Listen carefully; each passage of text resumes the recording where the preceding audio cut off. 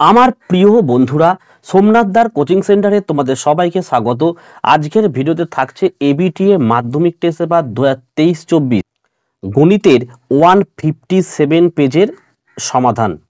এর আগের ভিডিওগুলোতে আমরা দেখো 25, 76, 108 এবং 131 পেজের সমাধান করে দিয়েছি। তোমরা এই ভিডিও ডেসক্রিপশন বক্সের লিঙ্কে ক্লিক করে দেখে নিও। তো চলো আমরা 157টা শুরু করি। তো এটা হচ্ছে আমাদের 157 পেজ। চলো 1 নম্বরের অঙ্ক দেখে নিই। 3 জন অংশীদারের ব্যবসায় নিয়োজিত সময়ের অনুপাত দেখো দিয়েছে T1 T2 T3 এবং অর্জিত লাভের অনুপাত P1 P2 P3 হলে নিয়োজিত মূলধনের অনুপাত কত হবে। দেখো এই অঙ্কটি সলভ করার কোনো দরকার নেই। এই অঙ্কের যে 4টে অপশান রয়েছে সেই 4টে অপশানের মধ্যে তোমার রাইট অ্যান্সার হচ্ছে অপশান সি। কারণ হচ্ছে এটা একটা সূত্রই রয়েছে এখানে। দেখো কারণ হচ্ছে এখানে সময়ের অনুপাত এবং লাভের অনুপাত দেওয়া রয়েছে। তাহলে কি হয় সেটা P1/T1 P2 by T2 P3/T3। এটা একটা সূত্রই বলতে গেলে, ঠিক আছে। তো এই সূত্রটা তোমাদের মাথায় রাখতে হবে যে সময়ের অনুপাত আর লাভের অনুপাত যদি দেয়া থাকে তখন মূলধনের অনুপাত যদি বার করতে বলে তখন এই সূত্রটাকে আমরা ইউজ করে থাকি। ওকে, চলো 2 নম্বর অঙ্ক দেখে নাও কি বলছে। যে a স্কোয়ার -1 এখানে x² plus ax plus m সমান সমান 0 সমীকরণটি একটি একঘাত সমীকরণকে সূচিত করবে যখন এর মান হবে, মানে এর মান কত হবে যখন এটা একঘাত সমীকরণকে সূচিত করবে। চলো অঙ্কটা দেখে নিই। 2 নম্বর অঙ্কে আমরা প্রথমে অঙ্কটা জাস্ট পুট করে নেবো। দেখো লেখা রয়েছে এখানে স্কোয়ার 1, এখানে দেখো x², তাই তো, প্লাস ax প্লাস m সমান সমান 0। অঙ্কটা একটু ভালো বুঝতে হবে কিন্তু, যে এই সমীকরণটি একটি একঘাত সমীকরণকে সূচিত করবে যখন এর মানটা সমান হবে। ভালো করে বোঝো, আমি যদি এইটুকুনি অংশ মুছে দিই, এখানে দেখো x এর সর্বনিম্ন মান কিন্তু 1 হবে, তখন এটা একঘাত সমীকরণ হয়ে যাবে। আর এখানে x² সর্বোচ্চ মান কিন্তু এটা, তাহলে a² - 1, সুতরাং দেখো a² - 1 সমান সমান 0, তাহলে a² সমান সমান 1 হলো, তাই তো। আর a সমান সমান √1 হলো, আর a সমান সমান প্লাস -1 হলো। এখানে এর মানটা দেখো একবার +1 হবে, একবার কিন্তু -1 হবে। বোঝা গেছে? কারণ দেখো এই যে এখানে এর মান হলো +1, যদি এখানে আমি +1ও লিখি তাহলে +1 এর হলো, দেখো +1 -1 কিন্তু কি হলো, কেটে গেল, অর্থাৎ 0 হয়ে গেল। তাহলে x² এর সর্বোচ্চ মান কত হলো, 0 হয়ে গেল। তাহলে এখানে 1 করলে হচ্ছে, আবার দেখো -1 করলেও কিন্তু 0 হচ্ছে, তাই না। তাহলে এটা হচ্ছে আমাদের উত্তর, অর্থাৎ দেখো অপশান সি হচ্ছে এই অঙ্কটির সঠিক অ্যান্সার। ওকে, চলো আমরা 3 নম্বর অঙ্ক দেখে নিই। 3 নম্বর অঙ্কটা লক্ষ্য করো, দেখো ত্রিভুজ ABC এবং দেখো এটা ত্রিভুজের চিহ্ন আছে, ঠিক আছে, এটা কিন্তু কোনো কিছু না। ত্রিভুজ ABC এবং PQR এর AB/QR সমান সমান BC/PR এবং CA/PQ হলে নিচের কোনটি ঠিক? 4টি অপশান দিয়েছে, ঠিক আছে। তো অঙ্কটা একদম সোজা অঙ্ক, একটু বুদ্ধির অঙ্ক, ছবিটা ঠিকঠাক আঁকতে পারলে অঙ্কটা হয়ে যাবে। দেখো 3 নম্বর অঙ্ক, প্রথমত ত্রিভুজ ABC, আমি দুকোনা ত্রিভুজ আঁকলাম। দেখো হয়েছে, প্রথমে ত্রিভুজটার নাম আমি দিয়ে দিলাম ABC। তারপর যে ত্রিভুজটা রয়েছে দেখো PQR, সেই PQR কিন্তু আমরা নামটা কিন্তু এইভাবে দিলে কিন্তু মিলবে না, আমাদের এমন ভাবে নামটা দিতে হবে যাতে ওখানে লেখা আছে AB, যেমন এখানে AB আছে, AB/QR, তাহলে আমি এটার নাম তো Q দিতে হবে আর এটার নাম দিতে হবে R, তবে তো AB/QR মিলবে। আর এটা তাহলে কি হবে, এটা P হবে। এবার দেখো সব কটা মিলে, দেখো BC, দেখো BC বাই PR, দেখো বাই PR মিলে গেল। তারপরে দেখো CA/PQ হচ্ছে। আশা করি এবার ছবিটা বুঝতে পেরেছো। এবারে আমাদের একটু অপশানে যেতে হবে, তোমরা একটু অপশানটাকে দেখো। প্রথমে এর অপশানটা এখানে বলেছে যে কোণ এ সমান সমান কোণ কিউব, এটা এর অপশন। কিন্তু দেখো দেখতে হবে, দেখো কোণ এ কোণ কিউব, দেখো মিলে গেছে না? তাহলে এটাই হচ্ছে আমাদের কিন্তু সঠিক অ্যান্সার। কারণ বি এর অপশন তোমরা দেখে নাও, বি এর অপশনটা আমি দেখাই তোমাদেরকে। এখানে বলেছে কোণ এ সমান সমান কোণ পি, দেখো কোণ এ কোণ পি, এটা কিন্তু মিলছে না, মানে বি এরটাও হবে না এবং সি এরটাও ঠিক মিলবে না দেখো, এবং ডি এরটাও দেখো ঠিক মিলবে না। তাহলে এইটাই হচ্ছে আমাদের অপশন এ হচ্ছে রাইট অ্যান্সার। ঠিক আছে, তো 4 নম্বর অঙ্ক দেখে নিই। চলো আমাদের নেক্সট অঙ্কটা দেখো, 5 অঙ্কটা নেক্সট কি বলছে, যে একটি লম্ববৃত্তাকার শঙ্কুর উচ্চতা ও ভূমির ব্যাসার্ধ 100% করে বাড়ানো হলে তার আয়তন হবে পূর্বের আয়তনের কত গুণ? চলো আমরা দেখে নিই। তাহলে 5 নম্বর অঙ্কটা ভালো করে বোঝো। তা লম্ববৃত্তাকার শঙ্কুর আয়তন, আয়তন আমরা সূত্র জানি 1/3 পাই আর স্কয়ার এইচ হয়েছে, এটা হচ্ছে আমাদের পূর্বের আয়তন। এখন বলা হয়েছে যে এই ব্যাসার্ধটা এবং উচ্চতাটা 100% কিন্তু আমাদের বাড়াতে হবে। তো তাহলে আমি লিখি এখানটা ব্যাসার্ধ ও উচ্চতা 100% বা 100% বাড়ানো হলো।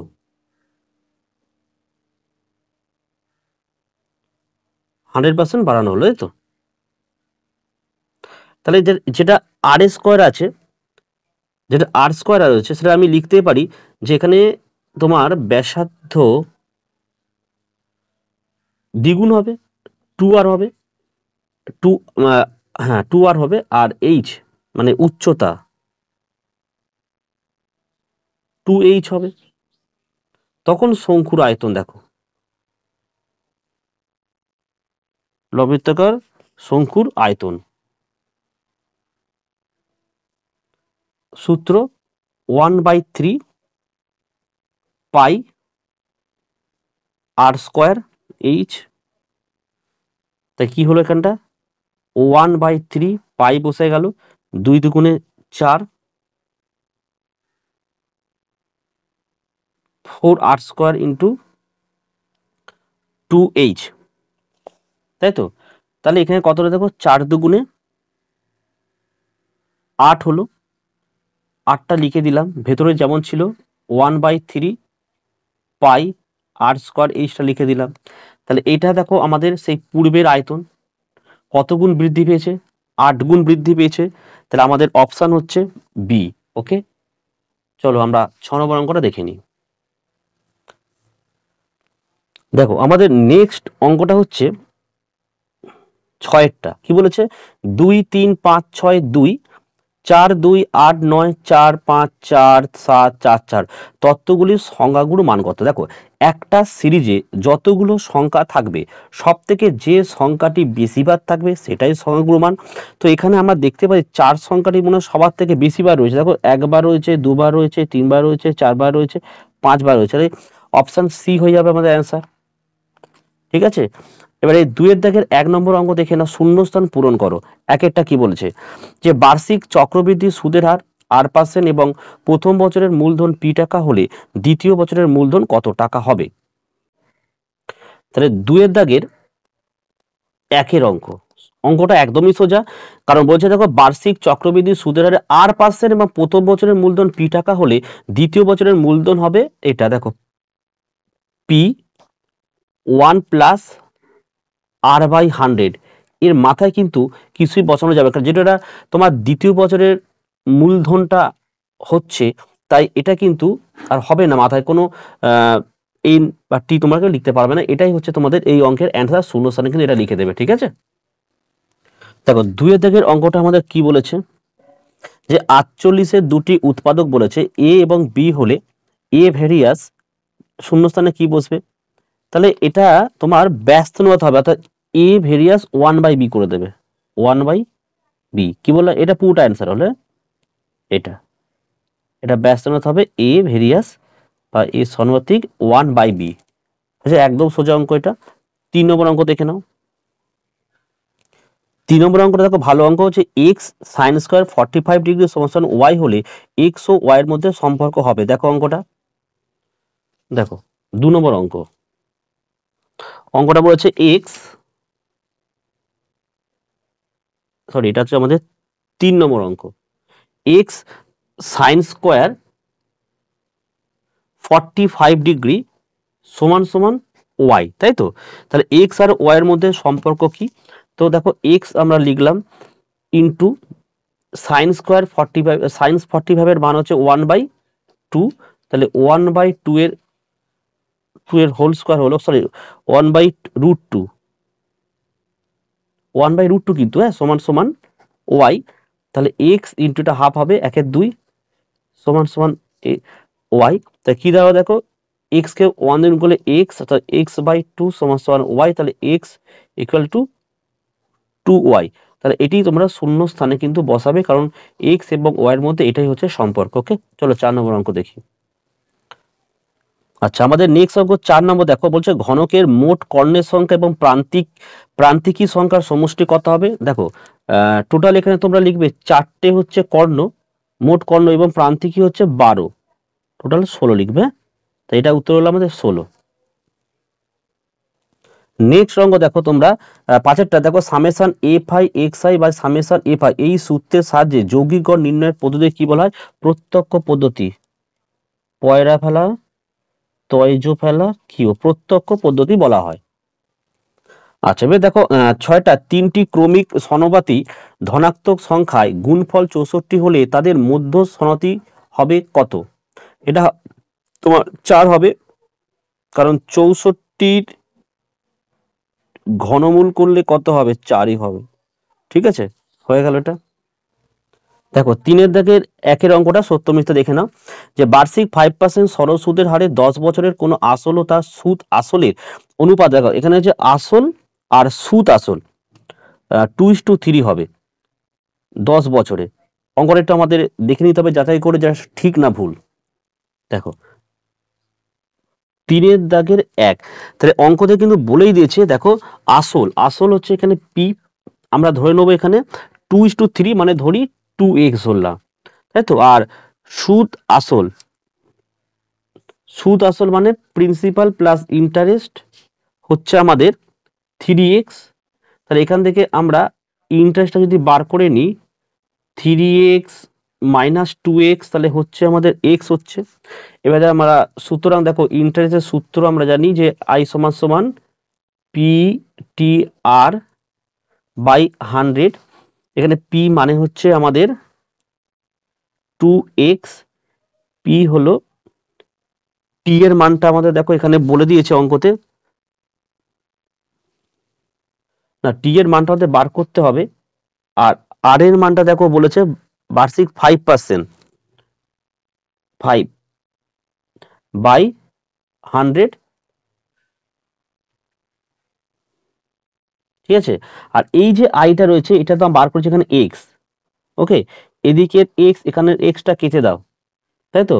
দেখো 5 20 100, আর 2কে 20 ভাগ করলে 10, তাহলে এদিকে অ্যাকচুয়ালি কিছু নেই, এখানে কিছু নেই মানে ধরো 1ই রয়েছে 1, আর এদিকে কত আছে t/10, যদি কোনাকুনি গুণ করো তাহলে t এর মান হচ্ছে 10। তা আমাদের ওখানে দেখো 10 বছরই ছিল কিন্তু অঙ্কে, তাহলে এটা বিবৃতি, অর্থাৎ এই অঙ্কটি আমাদের হলো কি সত্য। চলো 2 নম্বর অঙ্ক। আমাদের 3 নম্বর অঙ্ক বলছে 6, 10, 14, 22 সংখ্যা 4টির প্রতিটির সাথে 2 যোগ করলে যোগফলগুলি সমষ্টি হবে। চলো আমরা দেখে নিই একটুখানি আমরা, এটা 2 নম্বরের অঙ্ক আমাদের। দেখো 2 নম্বর অঙ্কটা কি বলেছে, তাহলে এখানে 6, 10, 14, 22 সংখ্যা 4টির প্রতিটির সাথে 2 যোগ করলে, প্রতিটির সাথে 2 যোগ করলে কত হয়? দেখো 2 যোগ করলে কি হয় দেখো তোমরা, তো এখানে দেখো 6 এটা যোগ করলে হচ্ছে তোমার 8 হবে, এটা হচ্ছে 12 হবে, এটা 16 হবে, এটা হচ্ছে আমাদের 24 হবে। এবার এটা সমানুপাতিক হয়, এটা কি করে বুঝবো?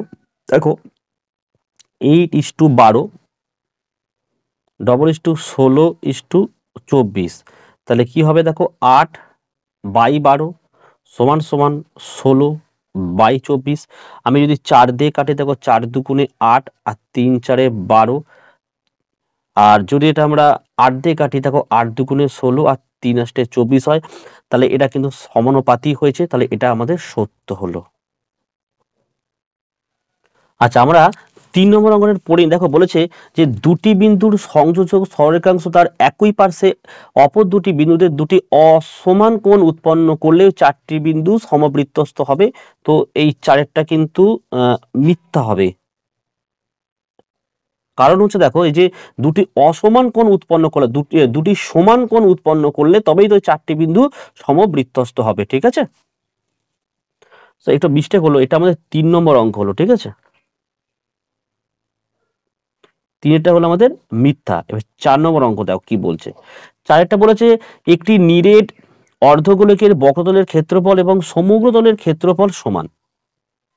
তাহলে এই অঙ্কটা একটু বুঝে না, বলছে যে একটি নিরেট অর্ধগোলকের বক্রতলের ক্ষেত্র, নিরেট অর্ধগোলকের বক্রতলের ক্ষেত্রফল 2 পাই আর স্কয়ার, তাই তো। আচ্ছা, আর বলেছে সমগ্র তলের ক্ষেত্রফল কি সমান, সমগ্র তলের ক্ষেত্রফল কিন্তু, সমগ্র তলের ক্ষেত্রফল বলতে এখানে কিন্তু তোমার 2 পাই আর স্কয়ার এবং পাই আর স্কয়ার দুটোকে যদি আমরা যোগ করি তাহলে হবে কিন্তু 3 পাই আর স্কয়ার। কিন্তু দেখো এই দুটো কি সমান হচ্ছে, এটা কোনোদিনই সম্ভব হচ্ছে না, তাহলে এটা হচ্ছে আমাদের মিথ্যাই হবে। ওকে। আচ্ছা, আমাদের 5 নম্বর অঙ্কটা এখানে বলেছে দেখো যে আলফা প্লাস বিটা সমান সমান 90 ডিগ্রি, তাই তো, হলে sine square alpha plus sine square beta সমান সমান cos square alpha plus cos square beta হবে। দেখো আলফা প্লাস বিটা, তাহলে আমরা এটাকে লিখতে পারি যে আলফা সমান সমান 90 ডিগ্রি মাইনাস বিটা, এটা আমরা লিখতে পারি, তাই তো। তাহলে আমাদের প্রুফ করতে হবে কি, সাইন স্কয়ার আলফা যোগ সাইন স্কয়ার বিটা সমান সমান cos square alpha plus cos square beta, এটা আমাদের প্রুফ করে দেখাতে হবে। তাহলে দেখো সাইন স্কয়ার আলফা, এটাকে আমরা এইভাবে লিখতে পারি, সরি, সাইন স্কয়ার লিখে 90 degree minus beta plus sine square beta. এটার মানে কি, এটার মানে হচ্ছে আমাদের কস স্কয়ার বিটা আর যোগ সাইন স্কয়ার বিটা। তো এটার মান কত, 1 হলো। ঠিক আছে, এদিকটা আমরা যদি প্রমাণ করি, দেখো কস স্কয়ার আলফা, তাহলে কস স্কয়ার লিখে আমরা এটা লিখতে পারি যে 90 ডিগ্রি মাইনাস বিটা, তাই তো, যোগ কস স্কয়ার বিটা, কস স্কয়ার বিটা। তাহলে এখানে কি পাচ্ছি আমরা, সেম আগের মতোই পাবো। এটার মানে কি, sine square beta, sign square beta, তাই তো, আর যোগ কস স্কয়ার বিটা, তাই এটার মানও হচ্ছে আমাদের 1। দুদিকেই আমাদের মিলেছে, তার মানে এটা হচ্ছে আমাদের সত্য। ওকে। আচ্ছা, নেক্সট অঙ্ক দেখে নাও আমাদের 6টা, বলছে কোন তথ্যের সংখ্যাগুলোর মান 1-এর অধিক হতে পারে না, এটা হচ্ছে আমাদের মিথ্যা। ঠিক আছে, দেখো এই ছিল আজকের অঙ্ক। ভিডিওগুলো কেমন লাগছে কমেন্ট করে জানাও, ভালো লাগলে লাইক করো এবং চ্যানেলে নতুন হলে চ্যানেলটিকে অবশ্যই সাবস্ক্রাইব করো, পাশে থাকা বেল আইকন প্রেস করে অল নোটিফিকেশনটাকে অন করো, যাতে আমি যখনই কোনো ভিডিও আপলোড করি সবার প্রথম যেন তোমার কাছে পৌঁছে যেতে পারে। ঠিক আছে, তাহলে দেখা হবে আমাদের নেক্সট ভিডিওতে। তাহলে আজকের ভিডিও এখানে শেষ করছি, তোমরা প্রত্যেকে ভালো থেকো এবং সুস্থ থেকো।